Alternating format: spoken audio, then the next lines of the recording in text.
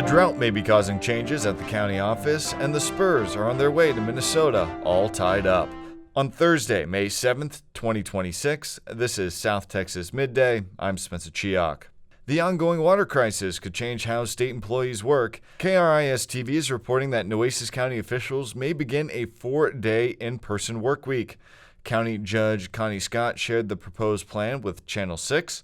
The goal is to reduce water usage by the city. Some trials could be held online.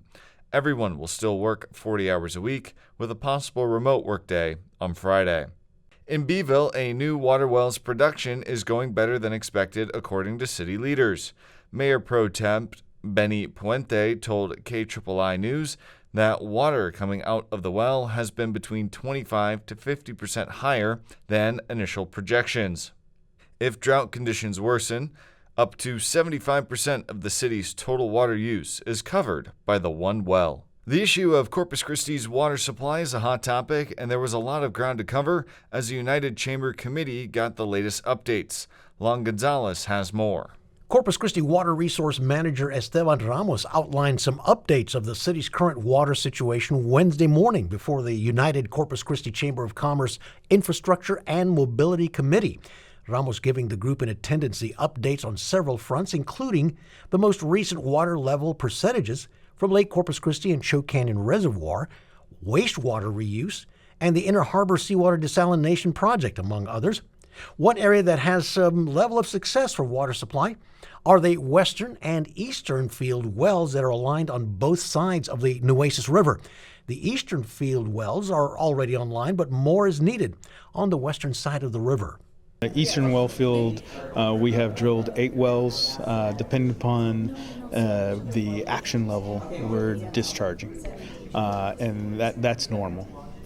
With the western well field, we're working as diligently as possible to make sure the conveyance line to our discharge point is in place, and then as wells come online, we can discharge that water into the river.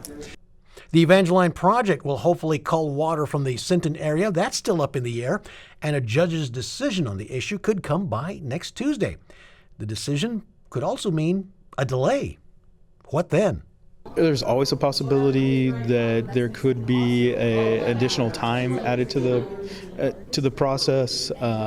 We would work through that.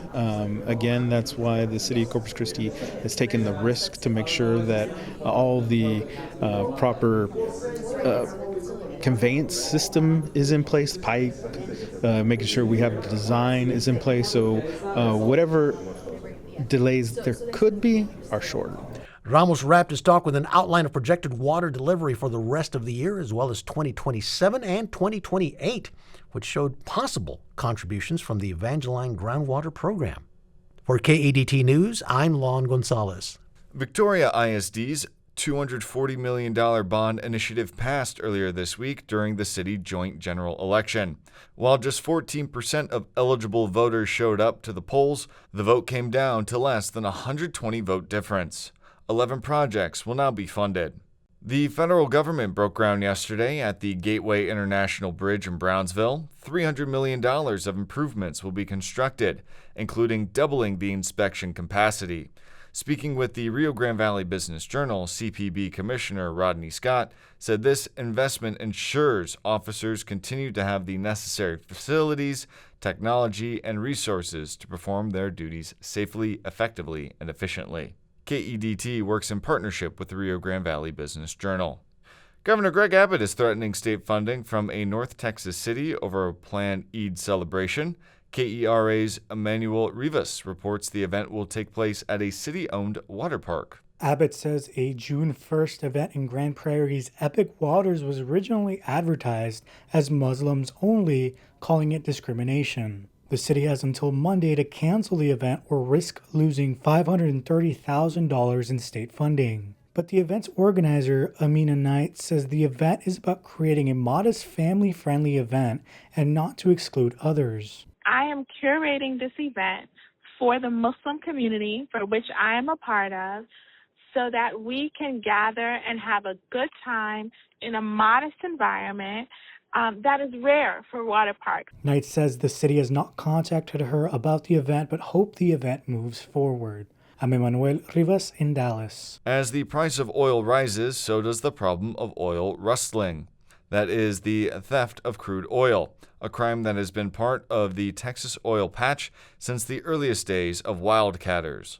But today, officials say oil field theft has grown into something far more organized, more dangerous, and more costly. Texas Public Radio's David Martin Davies reports. In March of 2025, an oil pipeline exploded in the night sky over Reeves County in West Texas. Investigators said it was the result of oil thieves trying to tap into a pressurized pipeline. They cut into the pipeline and tried to tap directly into the main pipeline. That's Tim Murphy with the Texas Department of Public Safety, testifying recently before the Texas House Energy Resources Committee. It sparked and it blew. They blew up everything in the area, but the pipeline burned for several days. Murphy said this was an example of oil field theft that went horribly wrong, but it could have been much worse. The massive fire was contained before it reached a more populated area. Officials say the incident shows how oil field theft has become more than a property crime. It is a serious threat to workers, nearby communities, and critical energy infrastructure. And in West Texas, virtually anywhere you look is critical energy infrastructure. The Permian Basin provides about half of the nation's oil. The vast, flat, dusty landscape is populated with pump jacks, oil storage tanks, and drilling pads. Each one is a tempting target for a thief. It's like any other commodity. When the price is high, they just get sexier. That's Jim Wright, chairman of the Texas Railroad Commission, the state agency that oversees oil and gas production.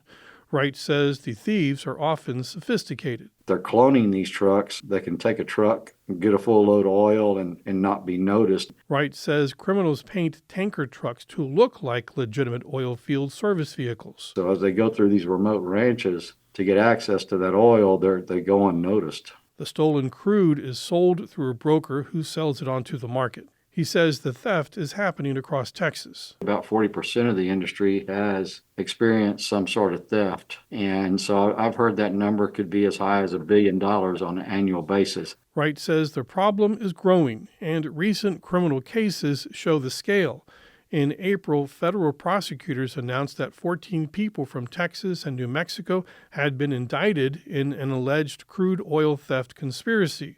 The indictment alleges crude oil was siphoned from producers in southeastern New Mexico and then transported across state lines into Texas for resale. Sheriff Stan Parker of Howard County in West Texas says he doesn't have the manpower to deal with the problem.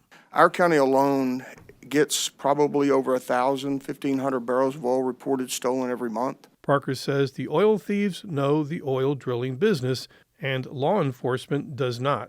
Our problem is we don't know who's supposed to be there and who's not.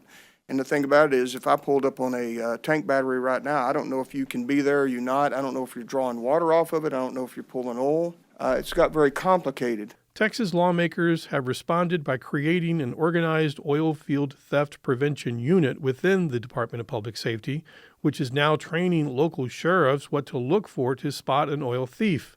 The legislature also created the Stop Theft Task Force to study petroleum theft, gaps in the law, and long-term economic impacts. The task force will report its findings to state lawmakers in December. Texas has recently increased the criminal penalty for oil field theft.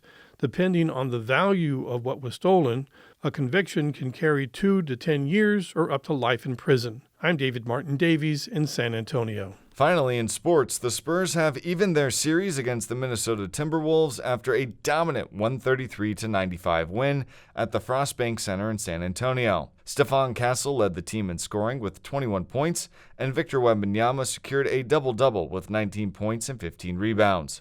The conference semifinals continue tomorrow in Minnesota at the Target Center. Tip-off is at 8:30. This has been South Texas Midday. I'm Spencer Chiak. Your community arts calendar and more is on its way next.